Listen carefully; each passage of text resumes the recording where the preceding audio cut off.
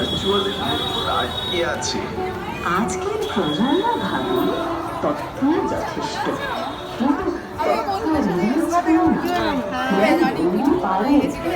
কিন্তু মানুষের সঙ্গে মানুষও ঝুঁকি করে। এই কথা একেবারে সত্য।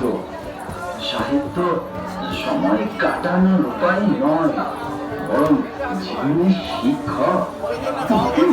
আমি বিশ্বাস করি একদিন আবার মানুষ ফিরে আসবে, যখন তারা বুঝবে চেষ্টা করতে পারে, কিন্তু হৃদয়ে ছুঁতে পারি।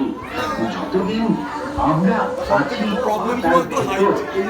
ততদিন আমরা অপেক্ষা করব, আবার কেউ আমাদের ডাকবে, আবার কোন হৃদয় আমাদের শব্দে জিতে উঠবে।